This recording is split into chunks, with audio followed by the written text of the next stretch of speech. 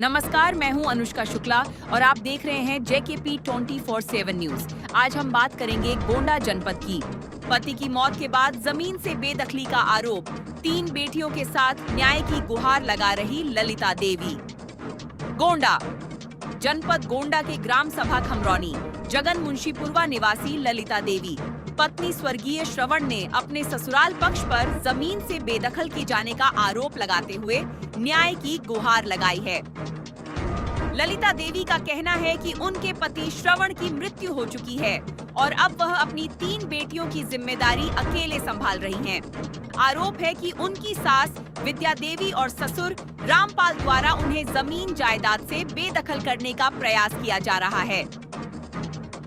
ललिता देवी के मुताबिक उनके ससुर ने कथित तौर पर जमीन जायदाद अपनी पत्नी विद्या देवी के नाम दान कर दी है। ऐसे में पति की मृत्यु के बाद ललिता देवी के सामने अपनी तीनों बेटियों के पालन पोषण और भविष्य को लेकर बड़ा संकट खड़ा हो गया है।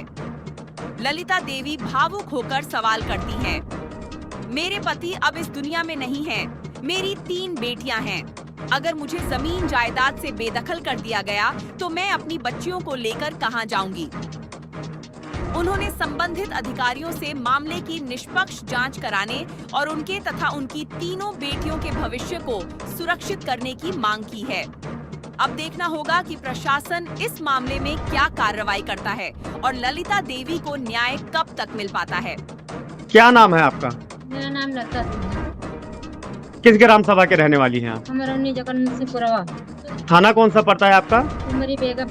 उमरी बेगम। क्या मामला है? आप गोंडा कचहरी आई हैं, क्या मामला है आपका? सर, मेरे ससुर ने हमें घर से निकालने के लिए सारी संपत्ति अपनी पत्नी को दान कर दिया।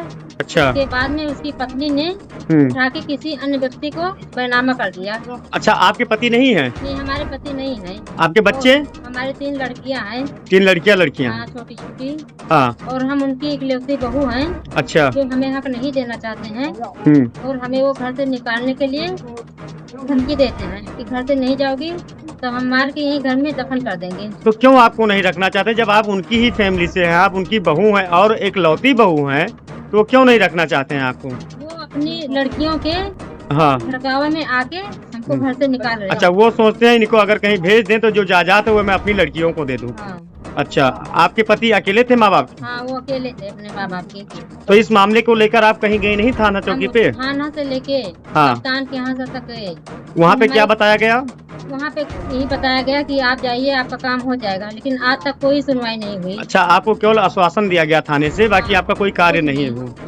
और ये बताइए, आप न्यायालय में क्या करने आई हैं? न्यायालय में हम अपना अधिकार के लिए यहाँ लड़ाई लड़ने के लिए आए हैं। अच्छा, तो कितना समय से आपके साथ में ये घटना घटित हो रहा है?